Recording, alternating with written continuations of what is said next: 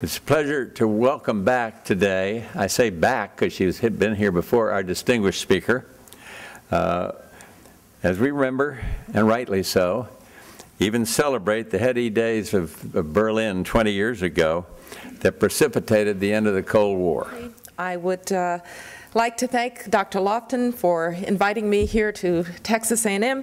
And I just have to say that this morning I had a chance to spend some time with some Bush School students in Chuck Herman's class, and thank you very much for making that possible. This is a wonderful place because you see these young people who are dedicating themselves to the proposition that public service is an honorable course for their lives, and I know that among them there are those who will make a very, very big difference through history, but I also know that each and every one of them will leave their mark. It was really an extraordinary experience, and I enjoyed it immensely. You know, it took 40 years before Europe would be whole and free. Very often, I really would say to myself how lucky I was to be there at that particular point in time. But you know, I would imagine myself sometimes in different circumstances. Going to work in 1946 when the Italian communist won 48% of the vote and the French communist won 46% of the vote. And the question wasn't, would Eastern Europe be communist? The question was, would Western Europe be communist? And in 1947, when civil war broke out in Greece and civil conflict in Turkey, and 2 million Europeans were starving, necessitating the Marshall Plan. And in 1948, when Czechoslovakia fell to a communist coup, Berlin was split by the Berlin crisis of 1948. Harry Truman recognized Israel setting off war in the Middle East. And in 1949, when the Soviet Union exploded a nuclear weapon 5 years ahead of schedule, the Chinese communists won, and in 1950, the Korean War broke out.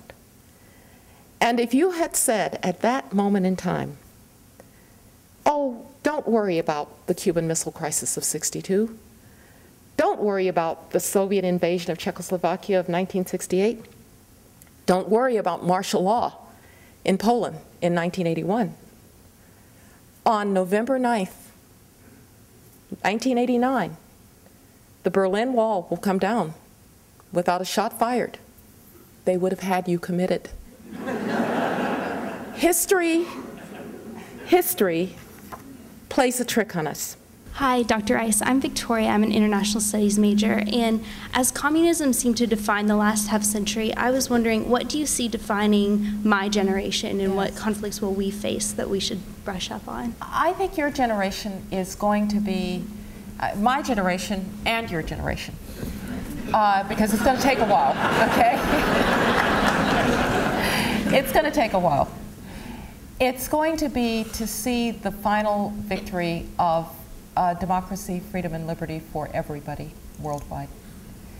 And it's beating its greatest test in the Middle East, where it is proceeding simultaneously with the definition of what will constitute Islam and what will constitute democratic Islam. There is a struggle going on within Islam with those who would pervert the religion for their own purposes of violence and to take Islam and the rest of us back into the 11th century. You cannot be in a circumstance in which others are not tolerated, other religions are not tolerated in a world that is as small as ours. And that struggle is going on within Islam. And it's going on at the same time that Islam and democracy are trying to find a common place. Now, I think you can see that it can work. Indonesia has made a democratic transition, and it has a huge Islamic population, essentially an Islamic country. Islamic people who profess Islam, operate just fine within a democratic India, within a democratic America. If those who believe in a modernizing, democratic Islam win, then that will be the final frontier for the proposition that all men, women, and children should live in freedom. And we will be more secure and we will be safer. If that other vision wins out, then we're going to struggle for decades and decades and decades with terrorism and with those who would take us all back into the 11th century. So my desire would be for your generation that you prepare yourself for that struggle, that you recognize that it means knowing and understanding people that we have not known and understood very well. Americans don't speak Arabic. We don't speak Persian.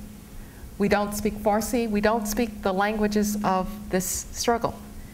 And we don't know these cultures and these people in the way that we got to know Russia and Eastern Europe and the like. And so, go and take Arabic.